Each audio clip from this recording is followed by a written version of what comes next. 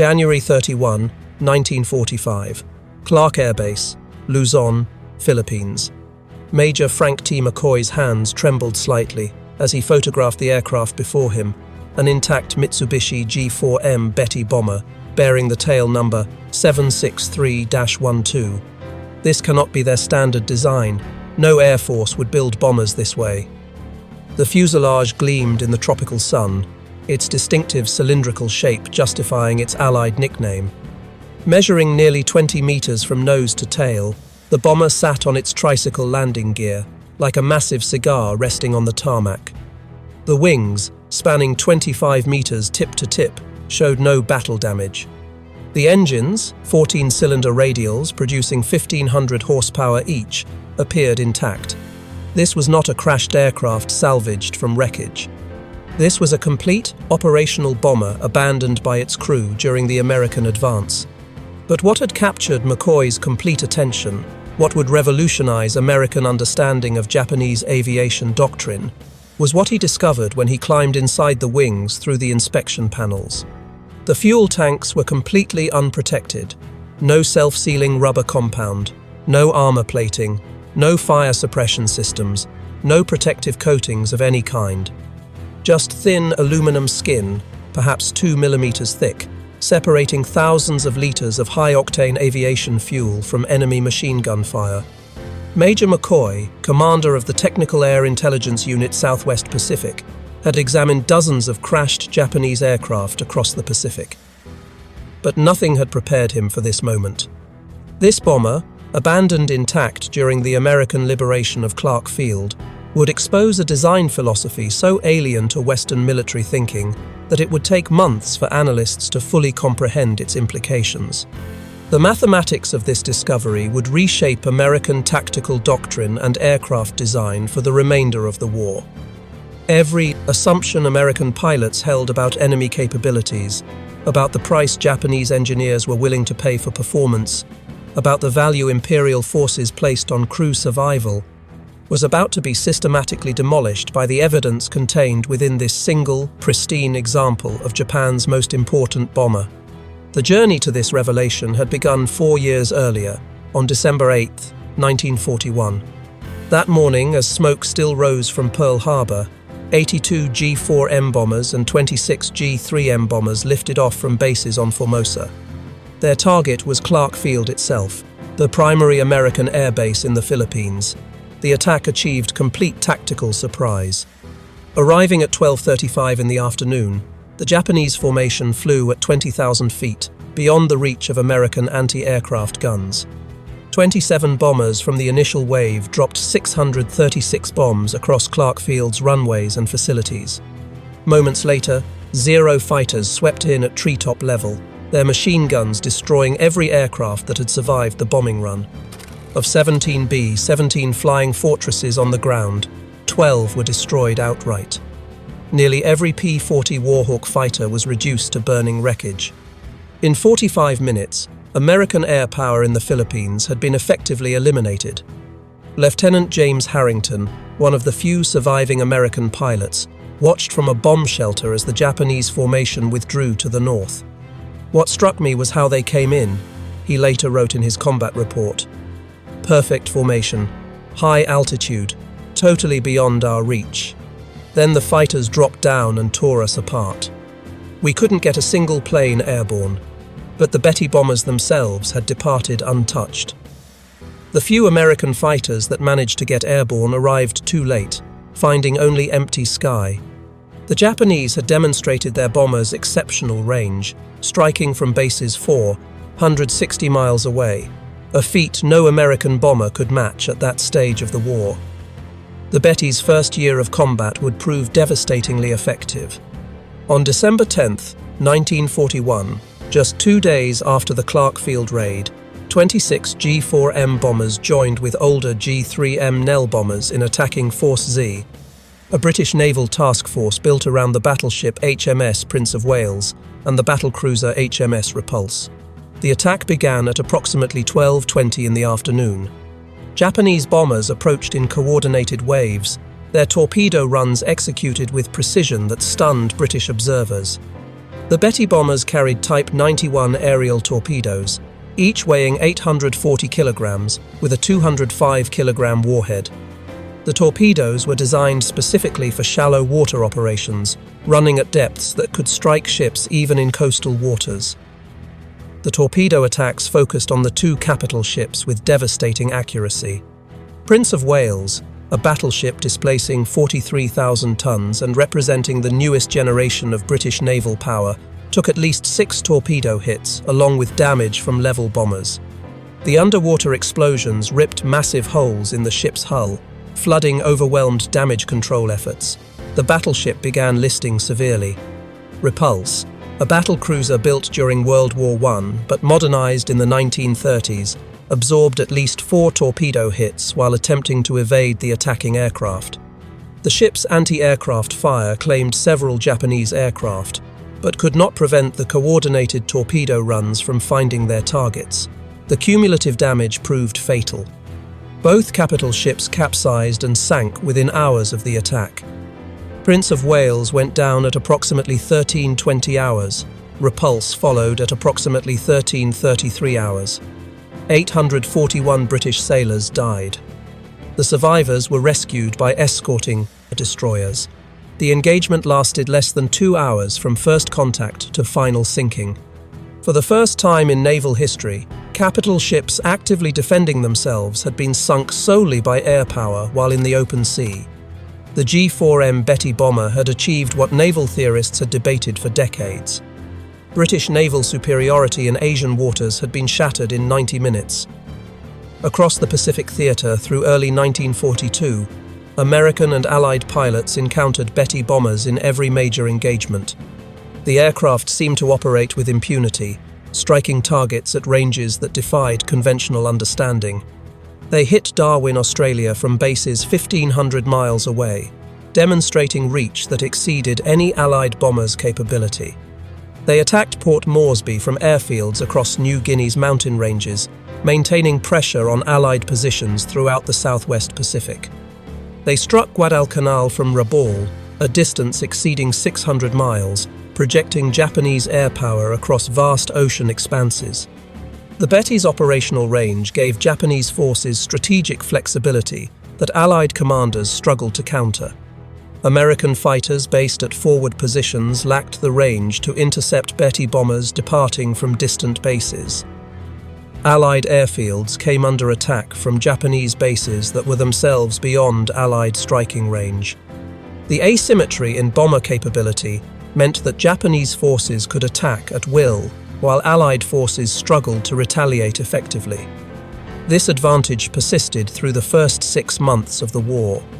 Betty bombers participated in virtually every Japanese offensive operation across the Pacific and Southeast Asia. They struck targets in the Philippines, Malaya, Netherlands, East Indies, New Guinea, and the Solomon Islands. They supported naval operations throughout the theater. They performed reconnaissance missions that exceeded the range of any Allied aircraft. The Betty became the symbol of Japanese air power's reach and effectiveness. But the advantage depended entirely on limited Allied fighter opposition. When Betty formations could strike without interception, when they could approach targets at high altitude beyond anti-aircraft range, when they could deliver weapons and depart before fighters arrived, the aircraft was devastatingly effective. These conditions characterized operations during the first half of 1942, when Allied air strength remained limited and dispersed. But by mid-1942, the tactical picture began to change. As American fighter strength increased, as Wildcats gave way to more capable Hellcats and Corsairs, as pilot training improved and tactical doctrine evolved, Betty crews began reporting disturbing losses. The shift became undeniable on August 8, 1942. 23 G4M bombers from the 4th Air Group departed Rabaul to attack American positions at Guadalcanal.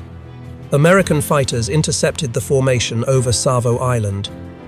In the engagement that followed, 18 of the 23 Betty bombers were shot down. Approximately 120 aviators died in what would become the single worst G4M loss during the entire campaign. Fighter pilots reported the same observation across every engagement. The Betty exploded into flames with minimal hits. 2 or 3 rounds anywhere along the fuselage or wings produced catastrophic results. The aircraft earned grim nicknames that spread rapidly through American squadrons. Flying Cigar, One-Shot Lighter, Flying Zippo, all references to the Betty's terrifying tendency to bloom into fire from battle damage. By October 1942, when Lieutenant Commander John Thomas Blackburn arrived at Guadalcanal commanding VF-17 flying F-4U Corsairs, the Betty's reputation had transformed completely. "First time we caught a Betty formation, we couldn't believe how easy they went down," Blackburn later reported. "Hit them anywhere along the fuselage or wings, and they'd explode. We actively hunted them, recognizing them as among the most vulnerable targets in Pacific skies. But the true extent of the Betty's vulnerability, the engineering decisions that made such catastrophic losses inevitable, would not be fully understood until American forces began capturing intact examples for detailed examination. The first significant intelligence breakthrough came in November 1942, when Australian forces overran Japanese airfields at Buna in Papua New Guinea. Among the abandoned aircraft, technical air intelligence units discovered Betty bombers with varying levels of damage. Initial examinations confirmed what pilots had reported. The fuel tanks had no protection whatsoever. Aeronautical engineers with the Allied Technical Air Intelligence Unit Southwest Pacific conducted the first detailed analysis. The wing access panels revealed fuel cells with no protective measures, thin aluminum construction, no rubber sealant layer, no protective coating, no fire suppression systems. Multiple Betty bombers examined at Buna showed identical characteristics. This was not battle damage or field modification. This was standard Japanese design. The implications were staggering. American bombers by 1942 universally featured self-sealing fuel tanks. The B-17 Flying Fortress had incorporated them from the B-17C model onward. The B-24 Liberator had featured them from the XB-24B prototype. Even fighter aircraft like the P-38 and P-47 featured protected fuel systems. Self-sealing fuel tanks used layered rubber compound that swelled on contact with fuel when punctured by bullets or shell fragments, sealing holes and preventing fuel loss and fire. The technology added substantial weight to aircraft, but dramatically improved crew survival rates. American military doctrine considered this weight penalty essential and non-negotiable. Yet here was Japan's primary land-based bomber, produced in thousands, operating across the entire Pacific theater with fuel tanks that offered zero protection. The weight saved by eliminating self-sealing systems, armor plating, and fire suppression equipment was immediately apparent. But the cost in crew lives was becoming equally obvious in loss statistics that mounted with every engagement. The captured Betty at Clark Field in January 1945 would provide the most complete technical analysis. Major McCoy and his team spent 3 weeks dismantling and documenting every system. Their report, classified secret and distributed to all Allied air forces, detailed specifications that explained both the Betty's extraordinary capabilities and its catastrophic vulnerabilities. The G4M Model 1 specifications revealed an aircraft optimized ruthlessly for range and speed. Empty weight of 6,741 kilograms, remarkably light for a bomber of its size. Maximum takeoff weight of 9,500 kilograms. Fuel capacity of 4,780 liters distributed across 8 unprotected tanks, 4 in each wing, positioned in the wing's center section where they were most vulnerable to combat damage. Top speed of 428 kilometers per hour, or approximately 265 miles per hour. Maximum range of 6,034 kilometers, exceeding 3,700 miles. Service ceiling of 8,500 meters. Crew complement of 7 members, including pilot, co-pilot, navigator, bombardier, radio operator, and 2 gunners. The fuel system design was particularly revealing. The 8 tanks were arranged in 4 groups of 2, positioned along the wing's longitudinal axis where the wing joined the fuselage.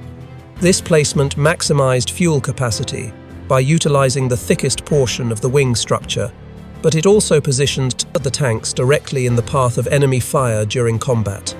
Any attack from the side or below would inevitably strike fuel tanks. The aluminum construction provided no protection. The absence of self-sealing compounds meant that even small punctures would leak fuel continuously.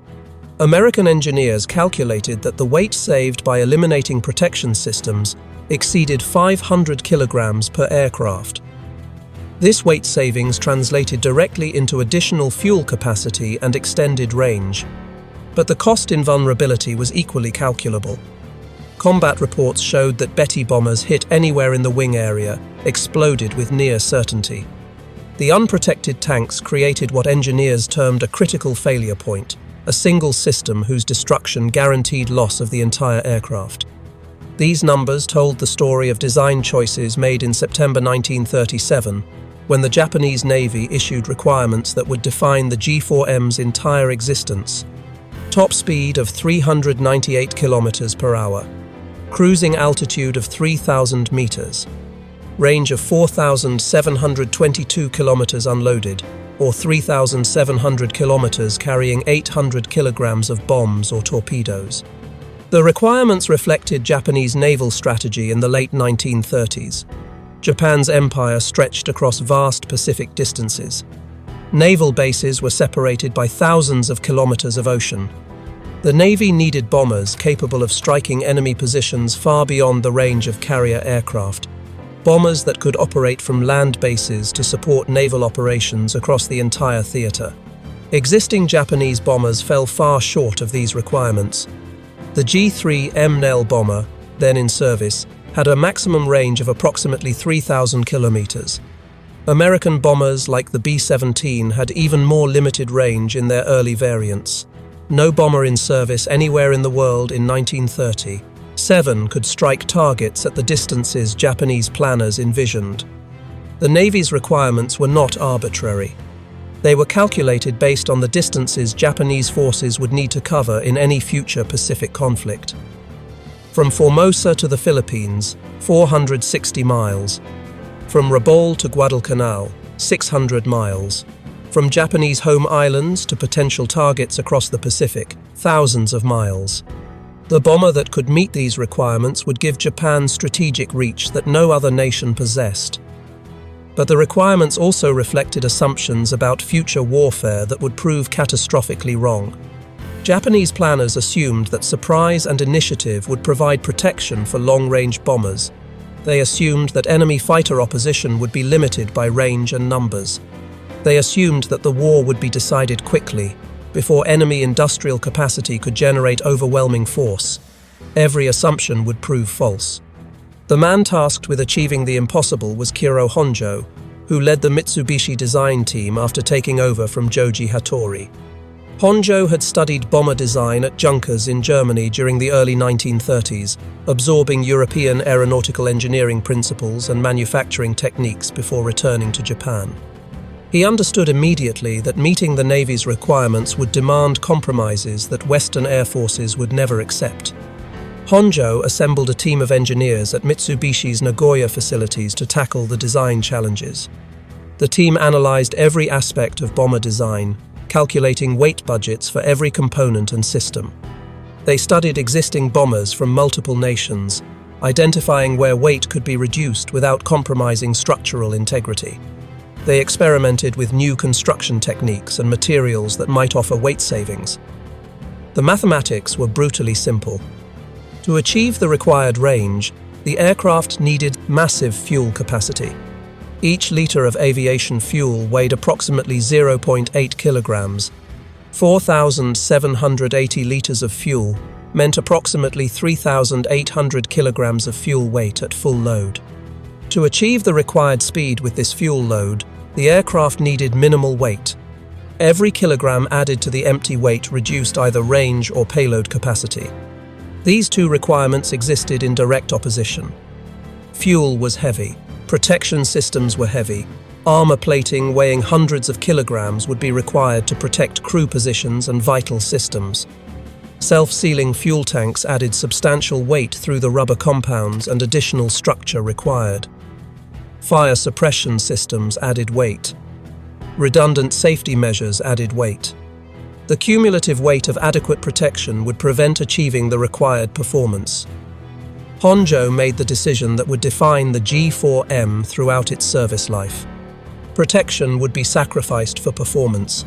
The fuel tanks would be unprotected aluminum construction, no self-sealing compounds, no armor plating around fuel cells, no fire suppression systems beyond basic fire extinguishers, no redundant safety measures. Every kilogram saved would be invested in fuel capacity, range, and achieving the Navy's performance specifications. The decision was not made lightly. Honjo understood the risks. His team calculated the vulnerabilities that unprotected fuel tanks would create. They knew that combat damage to the wings would likely prove catastrophic. But they also knew that the Navy's requirements could not be met any other way with available technology. The choice was between an aircraft that met performance specifications with known vulnerabilities or an aircraft that failed to meet requirements but offered better protection. The Navy had demanded performance. Honjo delivered performance. The first G4M prototype flew on October 23, 1939. The aircraft met every performance requirement the Navy had specified. Speed exceeded expectations, range surpassed projections, payload capacity satisfied operational needs. The bomber entered production as the Navy Type 1 attack bomber, with Mitsubishi building the aircraft at plants in Nagoya. Initial production models, designated G4M Model 1, began reaching operational units in April 1941. By December 1941, approximately 180 G4MIs were in service with the Japanese Navy. These aircraft would form the backbone of Japanese land-based air power throughout the Pacific War. The Betty's combat debut at Clark Field and against Force Z demonstrated the wisdom of Honjo's design priorities in the specific conditions of early 1942. When facing limited opposition, when achieving surprise, when operating beyond the range of enemy fighters, the Betty was devastatingly effective. Its range allowed strikes from bases that enemies considered safe. Its speed permitted rapid penetration of target areas. Its payload delivered meaningful damage. But these advantages depended entirely on the assumption that Betty formations would face minimal opposition. The moment American fighter strength increased, the moment interception became routine, the moment sustained combat became inevitable, every design choice that prioritized range over protection became a death sentence for crews. The Guadalcanal campaign exposed the fundamental flaw in the Betty's design philosophy. From August through October 1942, more than 100 G4M bombers were lost with their crews in what became a sustained bloodletting that Japanese air forces could not sustain. The single mission on August 8 alone destroyed 18 of 23 aircraft with approximately 120 aviators killed.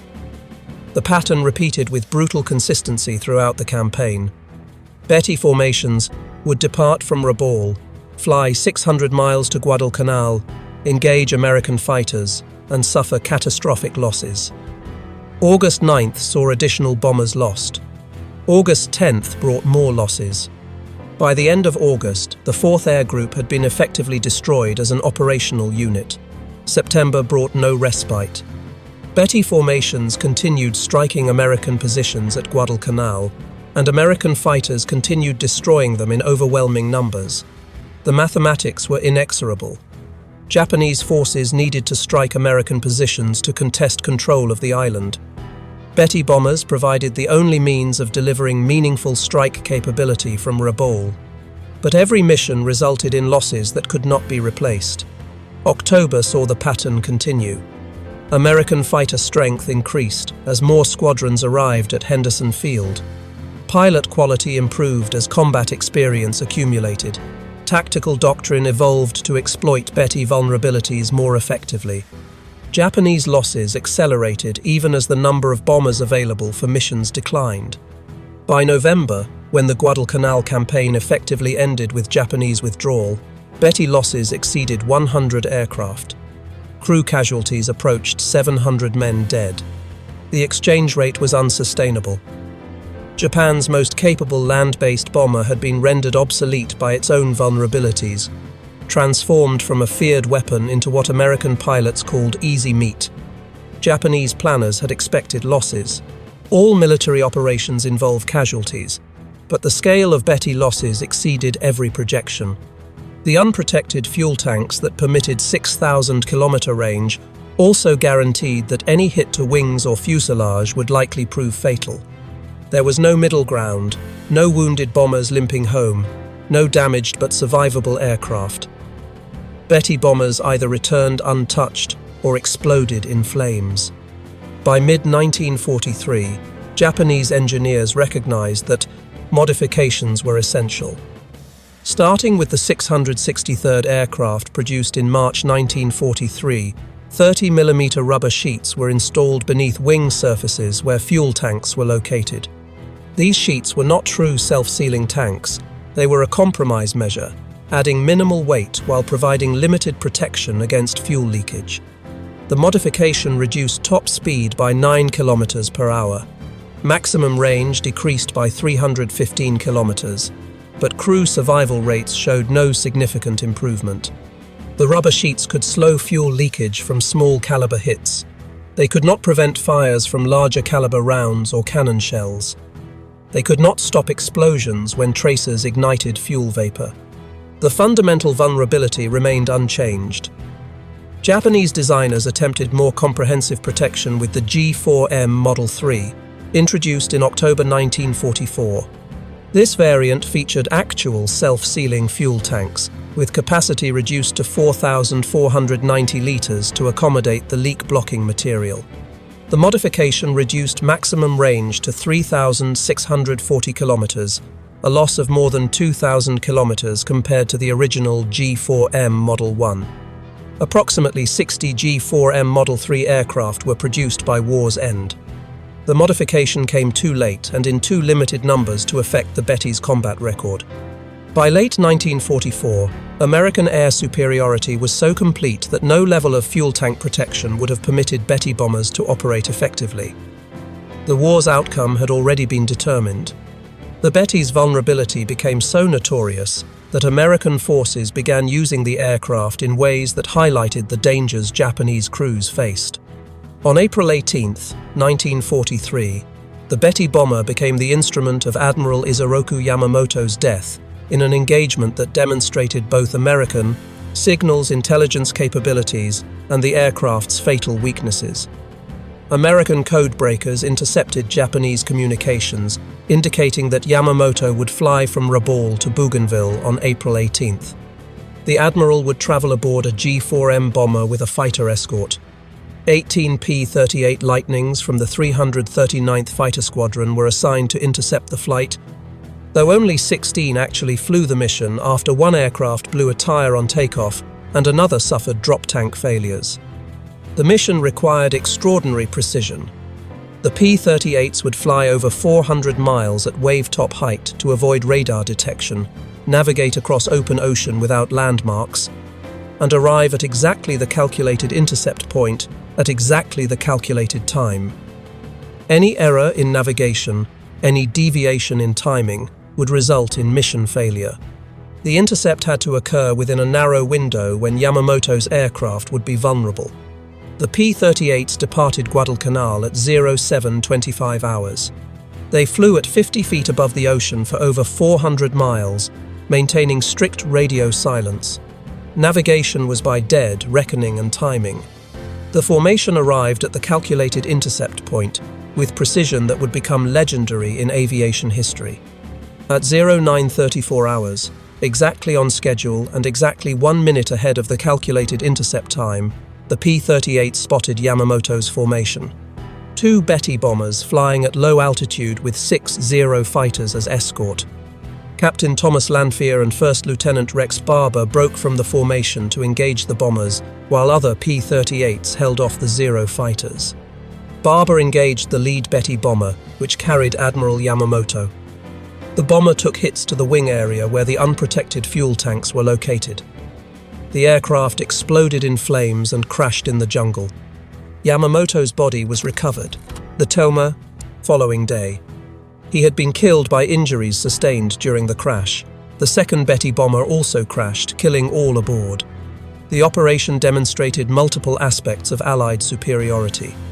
American signals intelligence had intercepted and decoded Japanese communications. American planning had calculated intercept timing with 1-minute precision over 400 miles of ocean. American fighters had executed the mission flawlessly, despite extraordinary navigation challenges, and the Betty bomber's vulnerabilities had guaranteed that successful interception would be fatal. There was no possibility of Yamamoto's bomber surviving once it came under attack. The unprotected fuel tanks ensured that any damage would be catastrophic. The Betty's vulnerability reached its most dramatic demonstration on March 21, 1945. 18 G4M bombers took off from Kanoya Air Base, each carrying an MXY-7 Oka rocket bomb beneath its fuselage. The Oka was a piloted rocket-powered aircraft with a 1,200-kilogram warhead designed for kamikaze attacks against American ships. The mission required the Betty bombers to fly within 20 kilometers of their targets before releasing the Oka aircraft.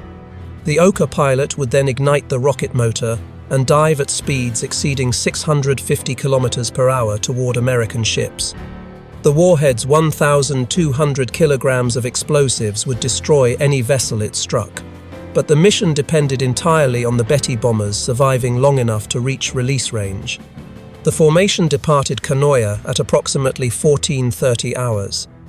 The 18 G4M bombers flew in tight formation with fighter escort, heading toward American naval forces off Okinawa. Each bomber carried an Oka weapon beneath its fuselage, adding substantial weight and drag that reduced speed and maneuverability. The bombers were even more vulnerable than usual, unable to evade or maneuver effectively while carrying the Oka loads. American radar detected the formation at approximately 100 miles distance. F-6, F Hellcat fighters from USS Hornet were scrambled to intercept. The Hellcats reached the Japanese formation well before it approached release range for the Oka weapons. In the engagement that followed, American fighters systematically destroyed the entire formation. The Betty bombers, already vulnerable under normal circumstances, proved completely helpless while carrying Oka weapons. The additional weight prevented evasive maneuvers. The external weapon created drag that reduced speed. The unprotected fuel tanks guaranteed that any hit would be fatal. One by one, the bombers exploded and fell into the ocean. Not a single Betty bomber survived to reach release range. Not a single Oka weapon was launched against American ships. 137 bomber crew members and 15 Oka pilots died in the attack. The mission represented the ultimate expression of the Betty's fundamental flaw. An aircraft designed to deliver weapons to distant targets could not survive to deliver those weapons when facing prepared opposition. The extraordinary range that made the mission theoretically possible meant nothing when the aircraft exploded before reaching weapon release range. The final mission flown by Betty bombers came on August 19, 1945, 4 days after Emperor Hirohito announced Japan's surrender. 2 white-painted G4M bombers with green crosses departed Atsugi Airfield carrying Japanese representatives to discuss surrender terms with Allied forces. The aircraft, given call signs Bataan 1 and Bataan 2, flew to Ieshima, where the Japanese delegation transferred to an American C-54 for transport to Manila. The symbolism was profound and deliberate. The white paint and green crosses indicated peaceful intent, transforming the bombers from weapons of war into vehicles of diplomacy.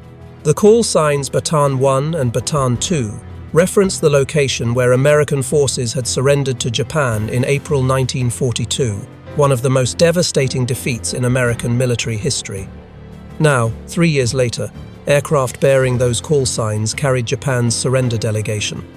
Lieutenant Den Sudo piloted one of the surrender aircraft, a G6M Model 1 transport variant converted from the bomber airframe. The transport variants retained the Betty's distinctive cylindrical fuselage and wing configuration, but carried passengers and cargo rather than weapons. The crew wore dress uniforms rather than flight suits. The aircraft carried no weapons, no ammunition, no military equipment of any kind beyond what was necessary for flight. The flight from Atsugi to Ieshima covered approximately 1,000 kilometers, well within the Betty's range, even in transport configuration. American fighters escorted the White Betty bombers throughout their flight, ensuring they remained on the prescribed course. The escort was both protective and supervisory, guaranteeing safe passage while preventing any deviation from planned routes. The White Betty bombers with green crosses became the final image of the aircraft that had opened the Pacific War at Clark Field in December 1941.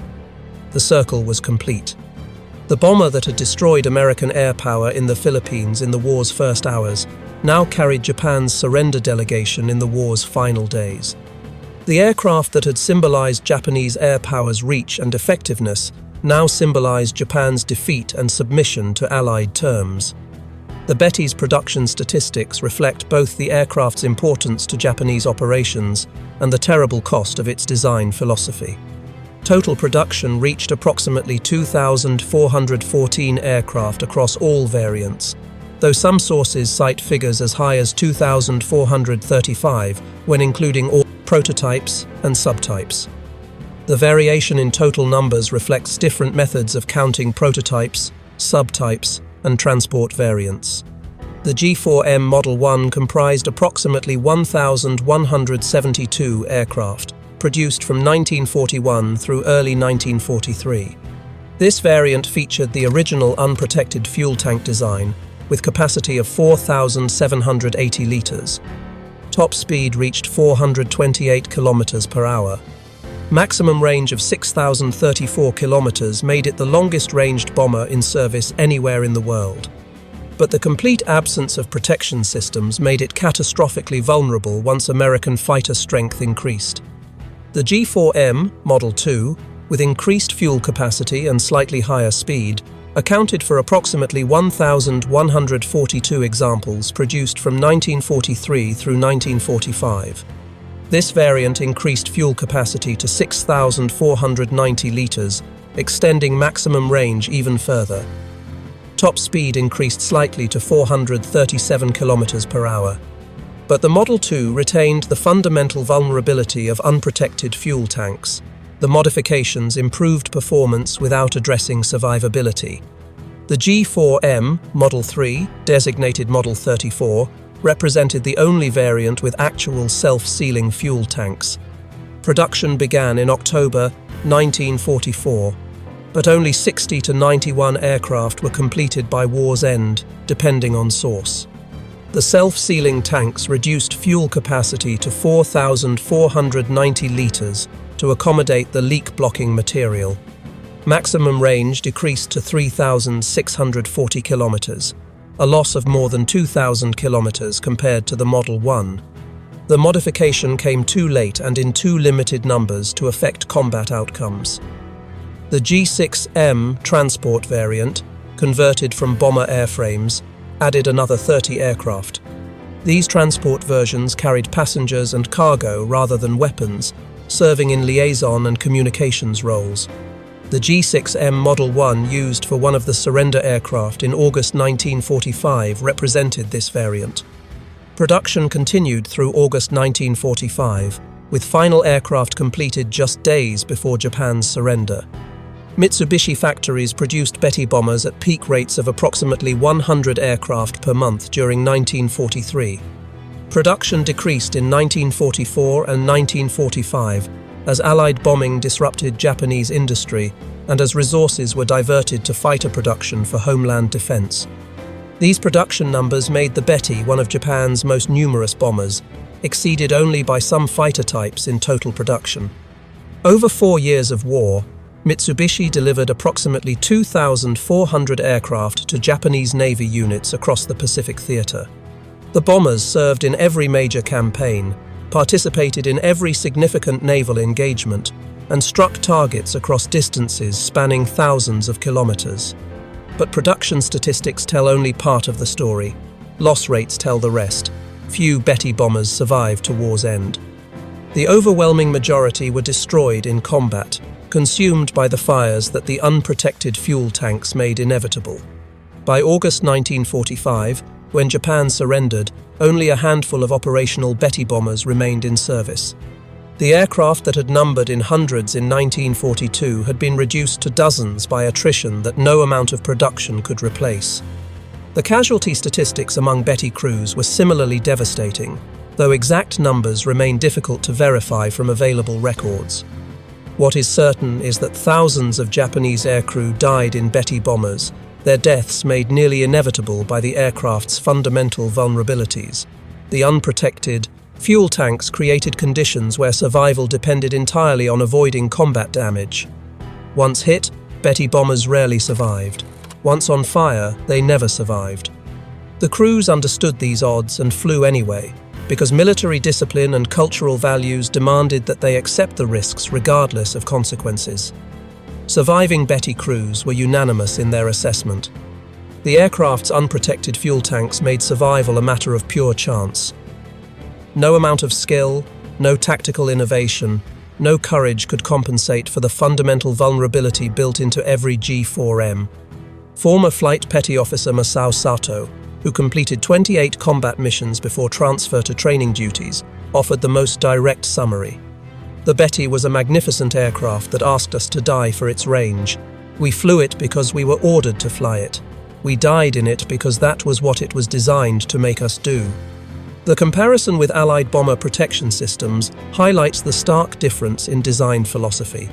The B-17 Flying Fortress featured armor plating protecting pilot and co-pilot seats, with steel plates ranging from 0.30 to 0.31 inches thick.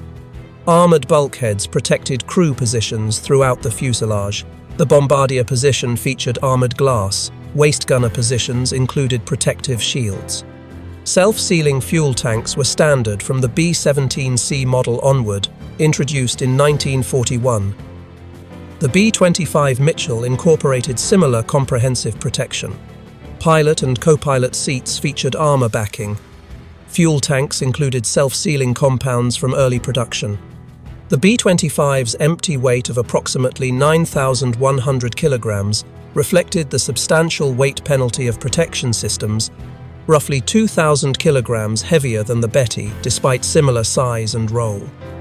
The weight penalty for Allied protection systems was substantial and accepted as necessary. American studies during the war demonstrated the effectiveness of crew protection measures with statistical precision. Body armor reduced thoracic wound fatalities from 36% to 8%, a reduction of more than 75% in deaths from chest wounds. Self-sealing fuel tanks reduced fire-related casualties by similar margins. Aircraft equipped with protected fuel systems showed survival rates 3 to 4 times higher than unprotected aircraft when damaged in combat.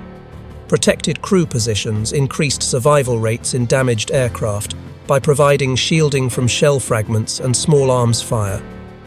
Armored glass prevented pilot casualties from head-on attacks.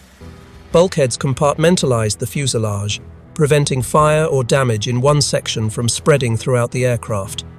The comprehensive approach to crew protection reflected American doctrine that trained crews represented assets more valuable than aircraft, which could be replaced more easily than experienced combat veterans.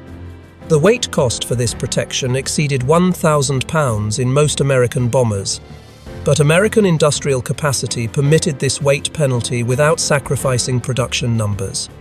American factories produced over 12,000 B-17 bombers and nearly 10,000 B-24 Liberators during the war. The production capacity meant that American forces could field large numbers of protected bombers without compromising capability. Japanese doctrine reached different conclusions. The Betty's design reflected a calculation that range and striking power outweighed crew survival. This philosophy assumed that achieving surprise and maintaining initiative would provide sufficient protection. It assumed that enemy opposition would remain limited. It assumed that the war would be short and decisive. All these assumptions proved catastrophically wrong. By mid-1942, American fighter strength increased to levels that made Betty interception routine. By late 1942, American pilots had learned to exploit every Betty vulnerability. By 1943, Betty formations suffered such devastating losses that missions became suicide operations. By 1944, Betty bombers could barely operate in daylight against American opposition. The mathematics of the Betty's war were written in fire and loss. Every advantage that made the aircraft formidable in early 1942 became irrelevant once sustained combat began. Range meant nothing when bombers exploded before reaching targets. Speed meant nothing when fighters could intercept from distant bases. Payload meant nothing when formations were destroyed before weapon release. The examination of tail number 763-12 at Clark Field in January 1945 revealed the complete story. The unprotected fuel tanks that shocked Major McCoy were not an oversight, not a temporary expedient, not a design failure. They were the deliberate choice of engineers who believed range mattered more than survival. Japanese designers had created exactly what their specifications demanded. An aircraft with extraordinary range and speed, built with minimal weight, optimized for the mission requirements they received. The tanks were unprotected because protection would have prevented achieving the required performance. The decision made perfect sense within the constraints of 1937 technology and 1937 assumptions about future warfare. But those assumptions collapsed under the reality of sustained combat against an opponent with unlimited industrial capacity and growing technological advantage. The Betty bomber became a symbol of Japanese willingness to accept catastrophic casualties in pursuit of tactical advantage. It became evidence of a military culture that valued mission accomplishment over crew survival. When American engineers examined the intact Betty at Clark Field, they were not just analyzing an enemy aircraft. They were witnessing the physical manifestation of choices made years earlier, choices that prioritized capability over survival, choices that would cost thousands of Japanese aircrew their lives. The unprotected fuel tanks were not an accident, they were a decision. The Betty bomber served from the first day of the Pacific War to the last. It sank capital ships and devastated air bases. It ranged across distances no other bomber could match, but its ultimate legacy is written in loss statistics that exceeded all projections. The aircraft that opened the war by destroying American air power at Clark Field ended the war carrying Japan's surrender delegation in white-painted aircraft marked with green crosses. The crew of tail number 763-12 had abandoned their aircraft during the American advance on Clark Field. They had survived by walking away from an aircraft whose design made survival in combat nearly impossible. Most Betty crews were not so fortunate. They flew missions knowing the danger. They climbed into unprotected bombers and crossed vast Pacific distances.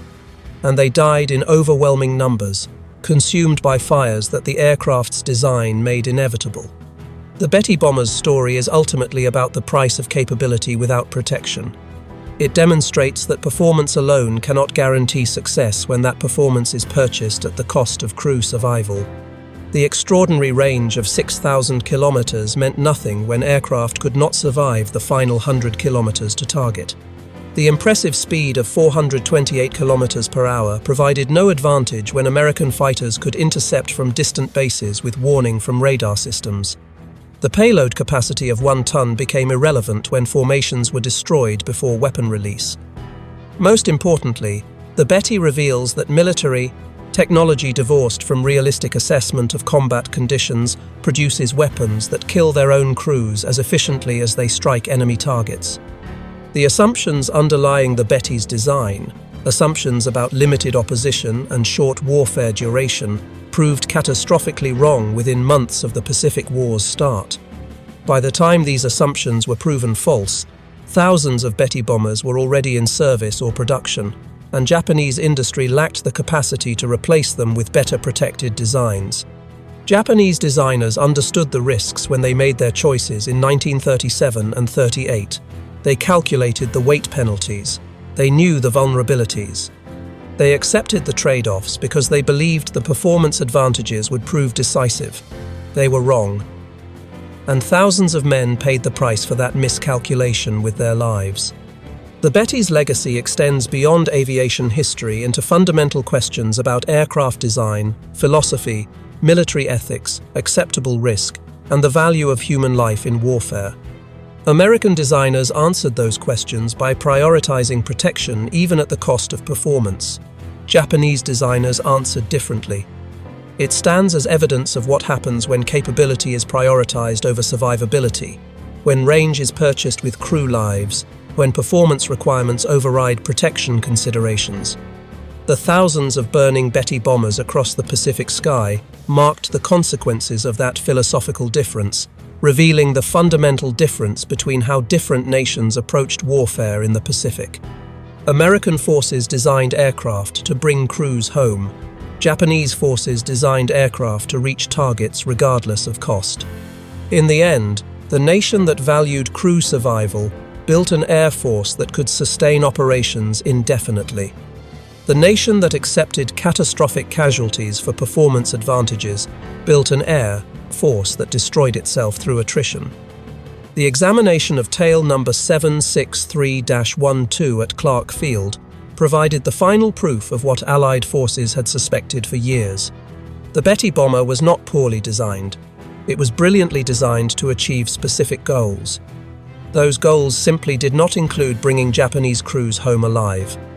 And in that single fact lies the entire story of why Japan lost the Pacific War.